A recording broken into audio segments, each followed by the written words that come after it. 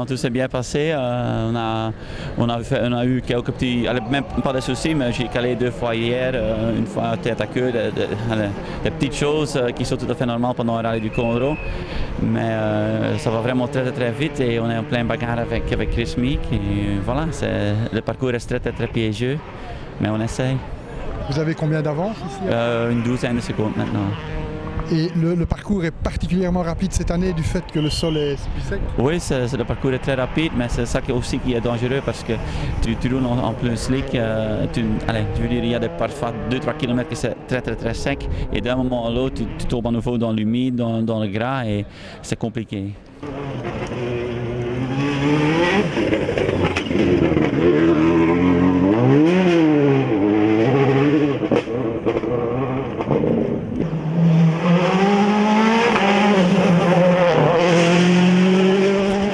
Écoute, jusque maintenant tout se passe bien, sauf hier matin, le troisième spécial, on a fait une crevaison, on perd plus que 30 secondes.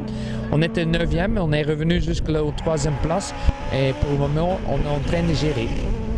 Et c'est possible de revenir à la deuxième? Non, ça c'est pas vraiment mon but parce que hier on a pris beaucoup de risques pour rattraper le temps perdu, je vais dire, avec les crevaisons. Et je crois qu'aujourd'hui, on doit gérer notre troisième place.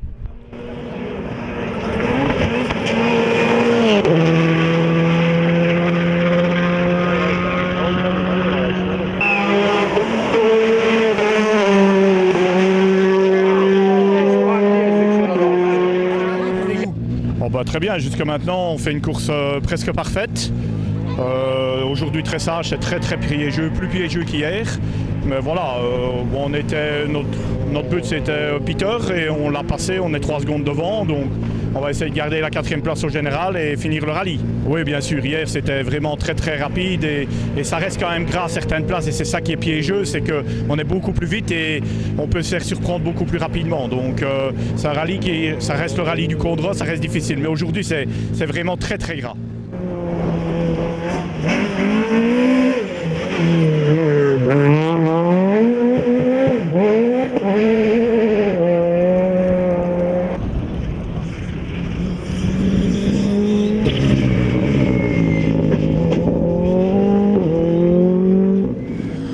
Écoute, on essaye d'assurer, on est 5e, on est à 4 secondes de la 4e place, mais bon c'est un WRC donc c'est pas facile d'aller chercher, mais on essaye de rouler sans faute, ça c'est le plus important.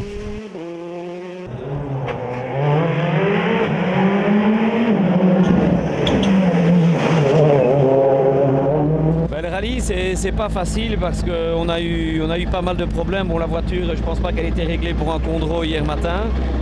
Donc on a dû un peu s'adapter, faire certains réglages, on a crevé, et aujourd'hui là je fais la journée sans 4e vitesse, donc je dois faire un 2, 3, 5, ce qui est très perturbant au niveau du freinage notamment, enfin et pénalisant.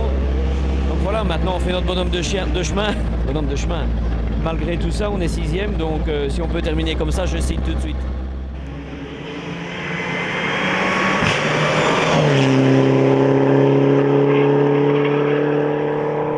C'est une totale découverte parce que j'ai jamais roulé avec ce genre de voiture, des 4 roues motrices avec turbo. Donc on essaye d'évoluer au fur et à mesure des spéciales. Maintenant il y a encore beaucoup de pièges, il fait sec mais dans les sous-bois et tout il y a encore de la boue et de l'humidité.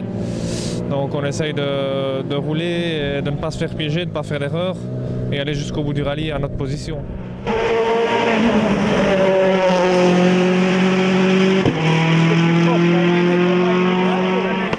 Revenir avec une auto comme ça, c'est vraiment revenir 25 ans en arrière, style Sera Cosworth ou BMW, c'est extraordinaire, franchement. Pas trop vicieux à conduire sur un terrain pareil? De toute façon, le Condro, même avec une 4 roues motrices, c'est vicieux. D'ailleurs, il y a beaucoup de ténors qui se sont fait piéger, donc c'est sûr que c'est un peu plus délicat. Tu n'as pas droit à l'erreur si tu freines. J'ai freiné trop tôt tout le rallye, parce que si tu freines une fois trop tard, tu n'as vraiment aucune possibilité de te sauver, quoi. Mais autrement, c'est extraordinaire, ça pousse. On a été, depuis le début du rallye, une vingtaine de fois en rupture en 6e, ça fait 230 km/h, quoi. Donc les routes deviennent de plus en plus étroites. Parce qu'il y en a qui disent, moi j'ai une Porsche, j'ai roulé à 300, mais sur l'autoroute, c'est quand même 6 fois plus large que les routes du Condro.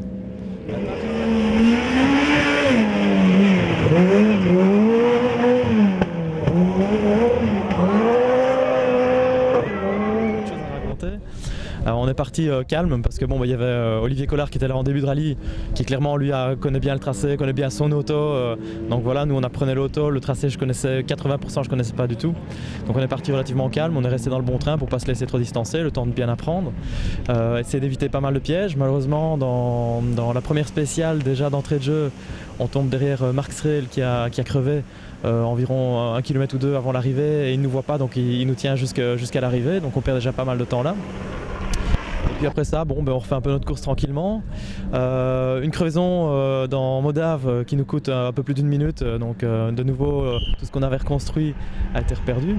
Et puis un peu plus tard dans la soirée, on a eu le témoin d'alerte de liquide de refroidissement moteur, donc surchauffe moteur qui s'est allumé. Et on pense que le ventilateur ne s'est pas déclenché, donc le moteur est monté à 122 degrés de température, donc beaucoup trop évidemment. Ici c'est grosse bagarre avec Adrien Fernémont pour le championnat Fiesta Trophy. Et ici ce qui va jouer le plus c'est le temps scratch, parce que celui qui fait le plus de temps scratch dans le rallye prend 3 points. Mais le premier lui prend 20 points, le deuxième 18 points. Donc là on est premier, deuxième, mais pour l'instant c'est moi qui ai le plus de scratch, donc pour l'instant c'est moi qui suis champion. Et il reste 4 spéciales. Il reste 4 spéciales et 2 meilleurs temps à faire. Donc c'est simple, premier ou deuxième ça ne change rien, il faut faire le plus de temps scratch. On s'est un peu craché dans les mains dans cette spéciale-ci, on fait un tout droit et Thibaut nous prend le scratch. Donc il y en a un d'avance, il nous reste 4 spéciales, donc voilà, on n'a pas le choix, il faut attaquer. Pour que ça fonctionne, on doit faire au moins 3 scratchs sur les 4, donc il n'y a pas le choix, il faut y aller.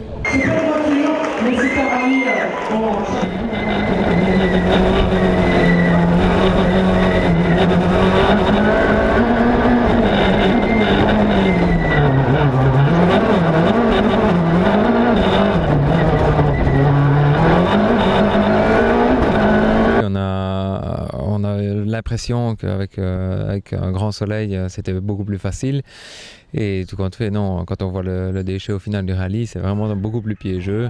Des endroits où on aurait tendance à prendre beaucoup de confiance et tout compte fait, on se fait piéger bêtement. Et ici, nous, on a eu une sortie assez rapide, mais le matin, au premier passage, on est passé en faisant vraiment attention, c'était une zone humide.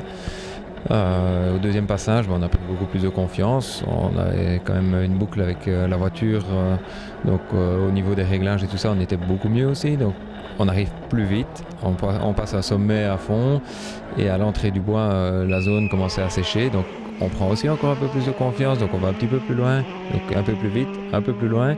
Au moment de freiner, la zone restait encore fort humide et on était un peu trop vite, donc je n'ai pas su attraper le point de corde comme je voulais.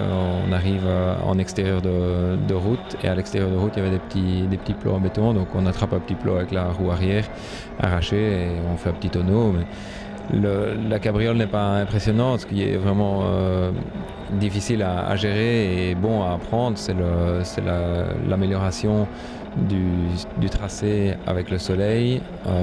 Quand on n'en a pas l'habitude, c'est des endroits où on prend vite confiance alors qu'on est en pneu slick, et que d'habitude c'est des endroits qui ne sont pas nécessairement en piège, mais qui sont critiques, on va dire.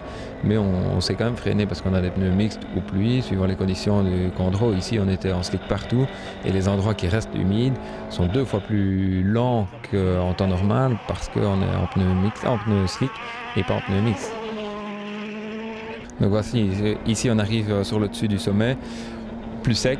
On rentre dans le bois, c'est humide, on vire, on n'arrive pas à attraper la corde et on tape à l'extérieur avec la roue arrière, un petit plot en béton et voilà, l'embardé est parti.